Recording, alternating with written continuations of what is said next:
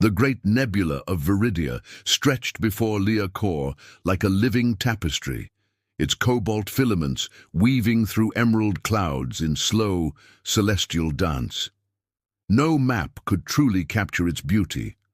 Only a poet's reverent heart might grasp the music in its silent winds. Yet Leah, Earth's youngest ambassador ever sent beyond Sol's cradle, felt only the weight of expectation as she approached the Nexus Spire's docking bay.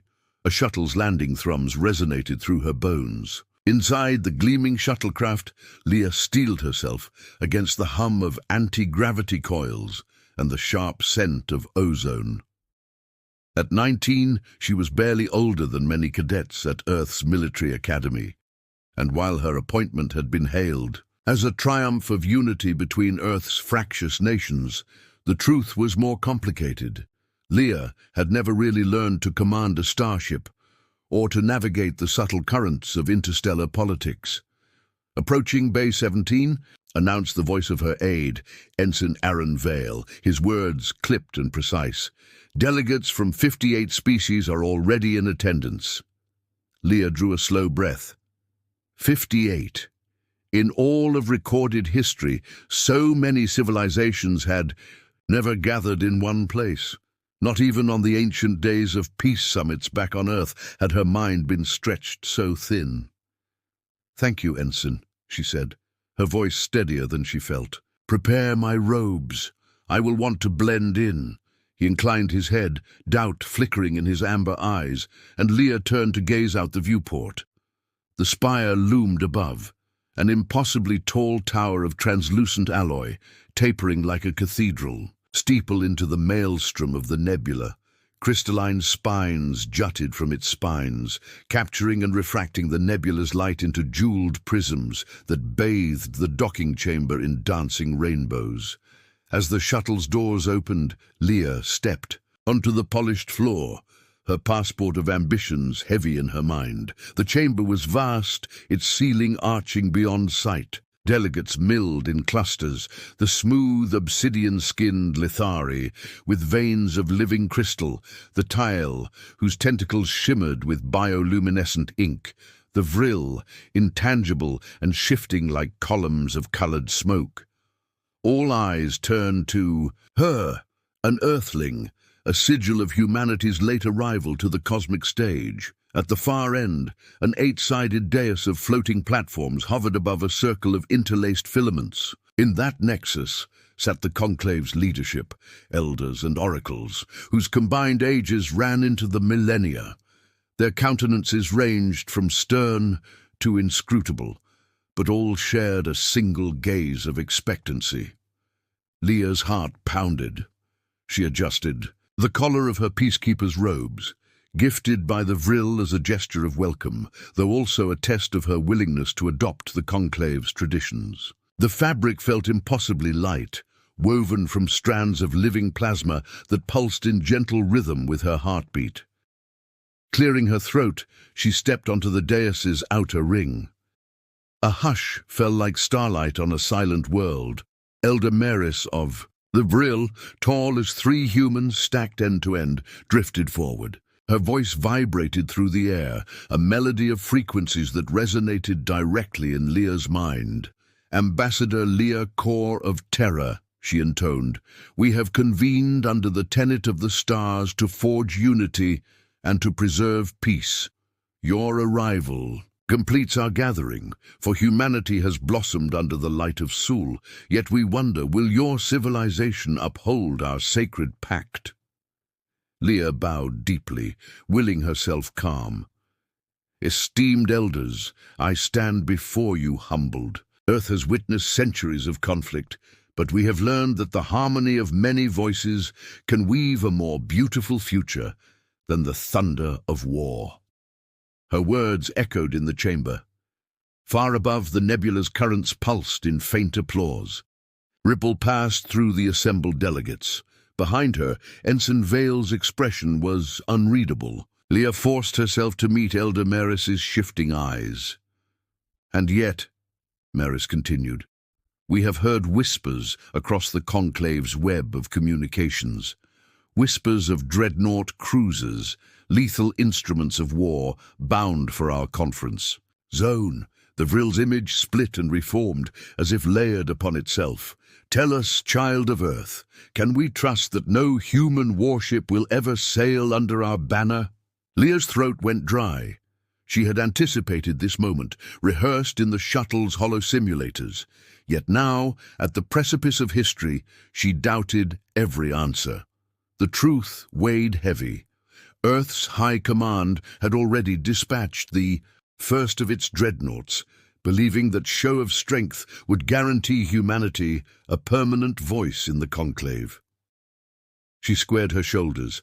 Elder Maris, I understand the fear that powerful weapons inspire, but I promise you, in my name and in the name of the United Earth Alliance, that no human warship, least of all any possessing the capacity for indiscriminate destruction, will be deployed under the Tenet's protection.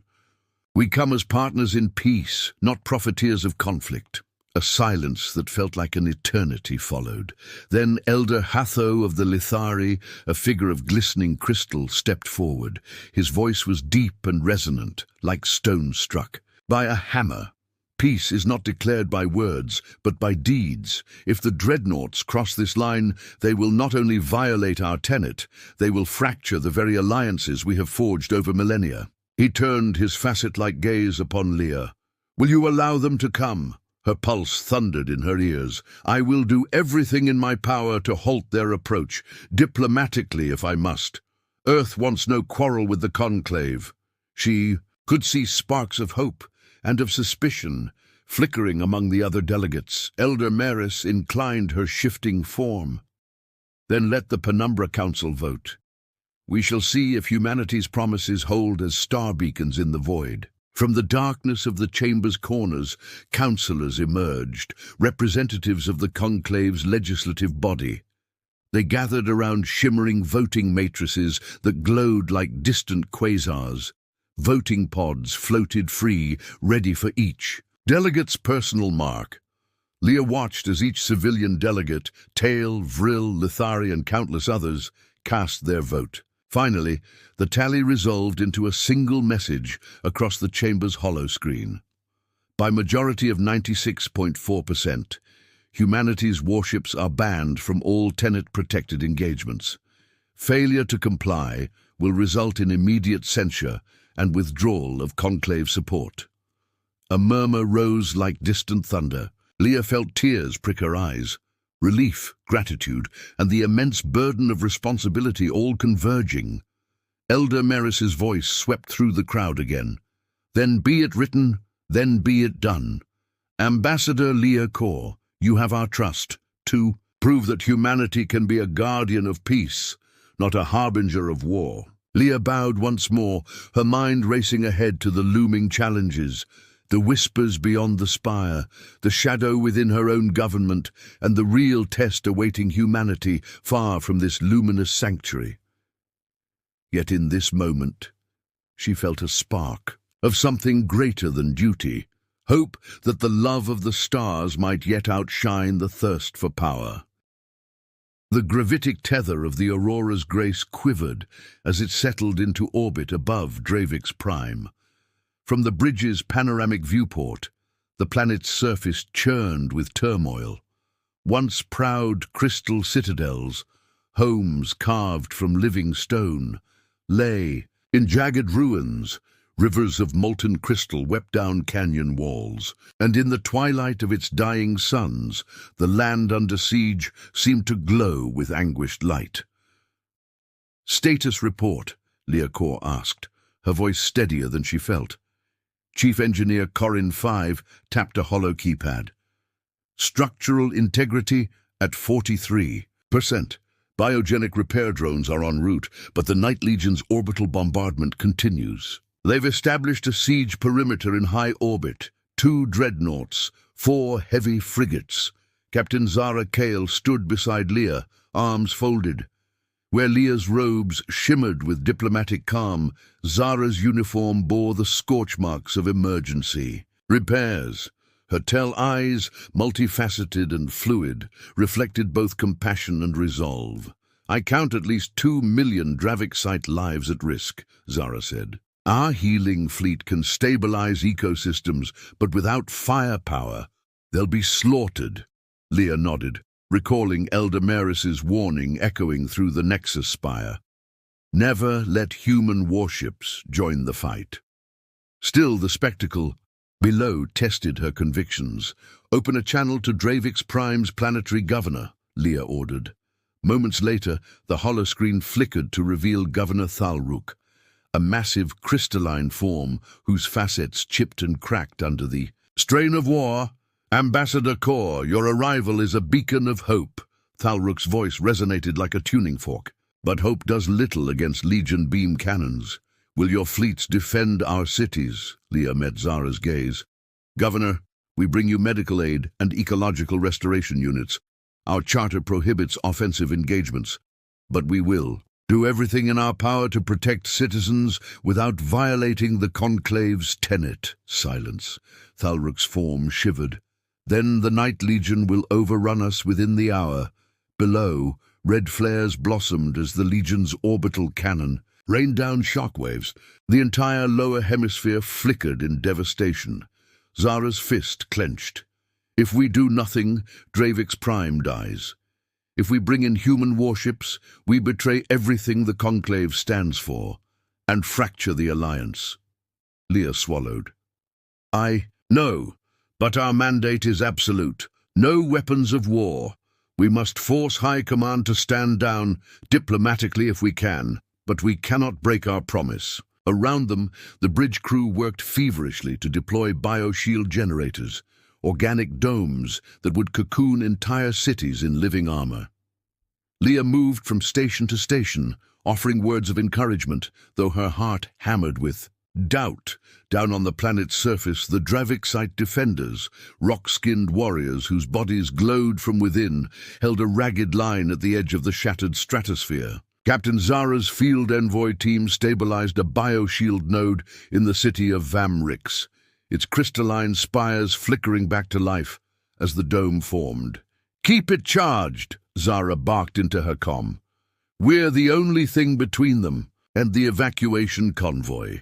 In the swirling dust, Leah walked beside her, the healing light of her peacekeeper's staff pulsing gently against the battered streets. Dravixite civilians huddled behind collapsed walls, eyes wide with both awe and fear. Children, so young, clutched crystalline fragments like talismans.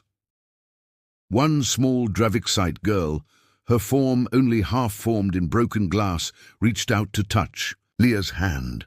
The tip of her crystalline finger sent a spark through Leah's suit. For a moment, Leah saw not the politics of war, but the desperate fragility of life. "I promise you," Leah whispered, "no harm will come to you." But the sky thundered as another Legion frigate loosed its payload. The blast rocked Leah off her feet. Pain flared, alarms echoed through her comlink. When she staggered to her feet, the dome around Vamrix flickered dangerously. "Zara!" Leah shouted. "We need reinforcements, now!" A voice crackled in her ear. "Human destroyer Helios has entered the exclusion zone. High Command is ordering her to engage the Legion." Leah's blood ran cold. She spun to Zara. "They've sent the Helios." Zara's jaw tightened. "Ambassador, if they fire, the Conclave fleet will retaliate. It'll be an all-out war. Dravix Prime caught in the middle." Leah swallowed bile. She raced to the communications console and keyed an emergency priority override. Fingers trembling, she composed a hollow message to Earth. From Ambassador Leah Kor, Nexus Spire. To Supreme Command, United Earth Alliance. Subject, immediate cease deployment order. By decree of the Conclave's Penumbra Council, any human warship within Tenet-protected space is in violation of our treaty. The presence and potential engagement of the destroyer Helios imperils the entire alliance. Withdraw your vessels at once. The future of Earth standing in the Conclave depends on your compliance. Her finger hovered over the transmit seal. Around her, the bridge fell silent. The fate of millions and the fragile bonds between 100 civilizations rested on a single command. With a decisive breath, Leah sealed the message.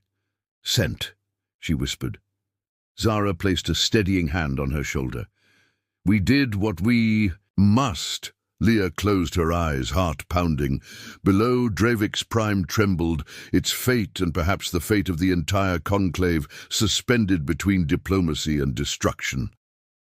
The void ahead was pierced by a single blazing streak of light. Through the viewport of the Aurora's Grace, Leah Kor watched as the destroyer Helios, sleek and gunmetal grey, cut across the black canvas like a comet. Even at this distance, its forward batteries glowed with lethal promise. "Helios has locked weapons on the nearest Legion frigate," reported Lieutenant Morrow, the bridge's tactical officer. His voice trembled slightly, a rare crack in the veneer of calm. Captain Zara Kale's multifaceted eyes narrowed. "Ambassador, we warned them. If they fire, the Conclave fleet will retaliate, and Dravik's Prime will become ground zero." Leah's heart thundered. She thought of the crystalline children huddled beneath bioshields, the scorched citadels, and the governor's desolate plea. Every instinct in her screamed to stop the Legion, but her promise to the Conclave bound her hands. "Open a direct. You channel to Helios," she ordered. Moments later, the destroyer's command deck appeared in her holofeed. Captain Juno Varys, clad in the rigid uniform of the United Earth Alliance, stared back at her. "Ambassador Kor," Juno said, voice steeled by duty. "High Command orders engagement to relieve Draviksite civilians. Our ordnance can punch a corridor clear to the evacuation convoys." Leah clenched her jaw. "Captain Varys, you are violating the Conclave's decree. If you fire, the Conclave fleet will consider it an act of war. Withdraw immediately." A beat of silence. Then Juno's eyes hardened. "My orders stand. We move in 5. 5? Leah felt her blood run cold. "That's suicide, Captain, and a diplomatic catastrophe." Before Juno could reply, the Helios's batteries flared. A pair of cobalt-blue beams lanced out, slicing through the vacuum toward a Legion frigate. On the Aurora's Grace, alarms screamed as the holotactical display flickered with impact data. "Target destroyed," Morrow announced, voice hollow. "Helios to all units. We're engaging." Juno barked, and one by one, the destroyer's heavy guns roared to life. Shells of pure particle plasma tore through the Legion ships, each strike precise enough to cripple warship engines without vaporizing entire decks. For a moment, relief washed over Leah. The Legion dreadnoughts faltered, their disciplined formations shattered. The bioshield over Vamrix brightened, and cries of hope echoed through the comms. But celebration turned to terror when the planet's core shuddered. Below, Dravik's Prime's surface cracked open. A jagged rift yawned across the crystalline bedrock, and an obsidian vortex exhaled a hurricane of darkness. The very sun seemed to dim as the void entity, long sealed in the planet's heart, was unwittingly released. It called itself the Star Eater, a maw of shadow that devoured starlight and biomass alike. From its swirling form came a hunger so profound that the nearest sun flickered in agony, its plasma tendrils recoiling. "Seal off all channels," Leah shouted, but it was too late. The Conclave fleet, recognizing a new threat, swung into action. Vril phase shifters, tail biolacings, and Lithari crystal lances converged on the vortex. Their weapons were not meant to kill, but to contain, and even at full power, containment slipped. The Helios's guns bled energy into the fray. Captain Varys keyed her mic. "We'll help finish it." But as human cannons unleashed another barrage, a wave of backlash rolled across the battlefield. The Star Eater absorbed the onslaught, growing larger, hungrier, its darkness pressing outward like an eclipse. "Human weapons are fueling it," Zara cried. "Our combined peaceful tech may be the only way to reseal the void." Leah's mind raced. The Tenet forbade warships, but it did not forbid peaceful repurposing of their systems. She leapt to the command console, overriding Helios's fire modes. "Captain Varys, repurpose your batteries as harmonic conduits. Synchronize with our allied frequencies." On the hollow screen, Juno's eyes widened. Moments later, the Helios went dark, its targeting arrays folded inward. Then, a slow pulse of deep, resonant energy radiated from its hull, an energy that matched the biolattice vibrations of the Aurora's grace and the crystalline harmonics of the Lithari vessels. Across the void, Allied ships followed suit. Beams of biogenic light intertwined with crystal-forged resonance and human energy pulses, weaving a lattice of containment around the Star Eater. The vortex quivered, its form unraveling as if memory itself were being erased. Leah broadcast across. "All channels, for the love of the stars, we stand together. No weapons of war, only unity and restraint." In that moment, the Conclave fleet and the Helios became one cohesive instrument of peace. The Star Eater's roar faded into a sigh. Its shape collapsed inward, folding into a single point of starlit brilliance before blinking out of existence. Silence fell, heavy as the vacuum outside. Dravix Prime's core stilled. The siege had been broken, not by overwhelming force, but by the unprecedented unity of 100 civilizations, human ingenuity included, so long as it renounced its warship's original purpose. On the Aurora's grace, Leah sank into her chair, trembling. Zara placed a gentle hand on her shoulder. "You did it," she said, relief and awe in her voice. "Peace won the day."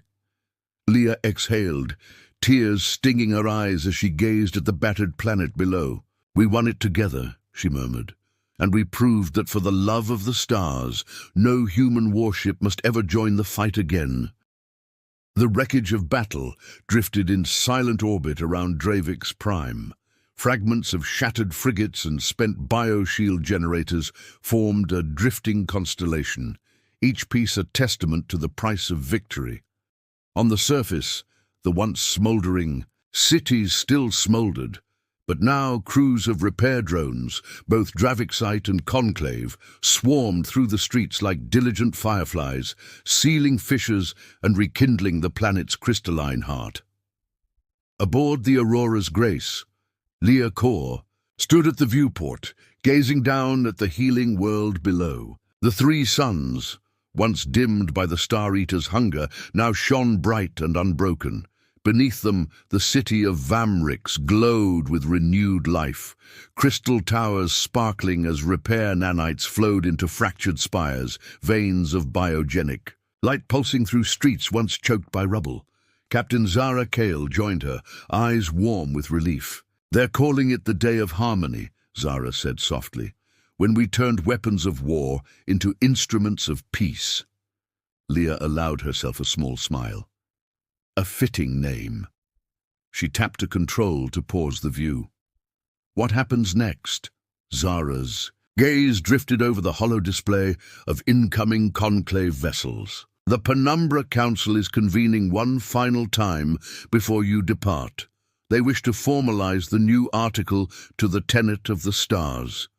She paused. "You'll address them, won't you?" Leah drew in a steadying breath. "I must, to seal our promise and humanity's place among the guardians of peace."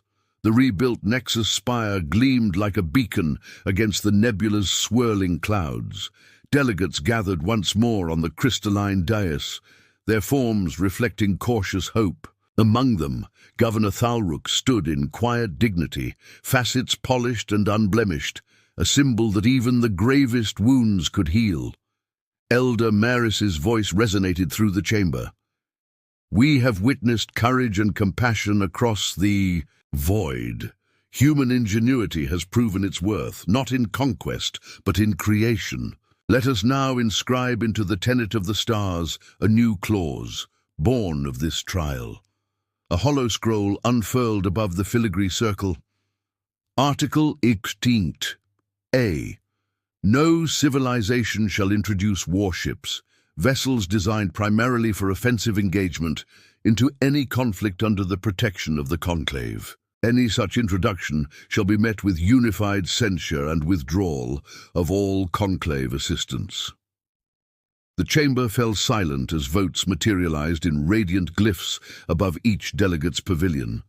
Tile bioluminescent streaks, Vril mist cloud, sigils, Lithari crystal prisms, all aligned in a glowing mosaic of assent. Finally, the hollow scroll pulsed green with unanimous approval.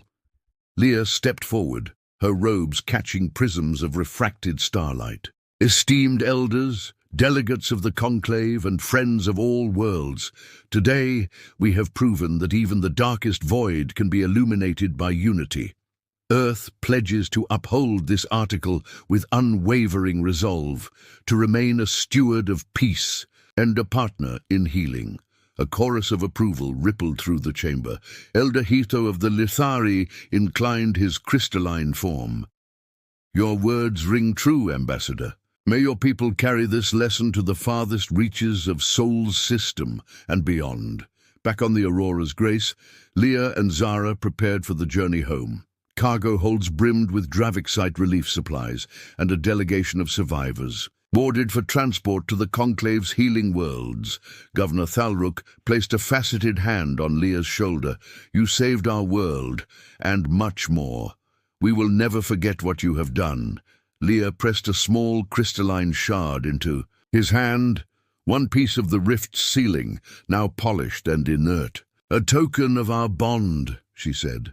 As the ship slipped away from Dravix Prime, Leah looked one last time at the world rising beneath them.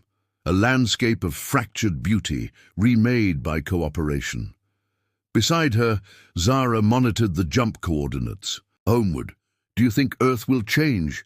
Leah asked, voice quiet with hope. Zara smiled, her bioluminescent patterns flickering.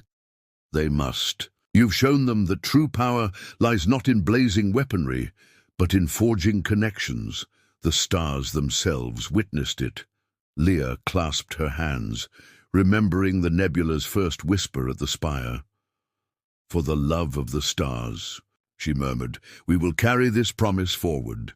And as the Aurora's Grace leapt into faster than light, a new dawn shimmered across the cosmos, one born not of war, but of the enduring love of the stars themselves.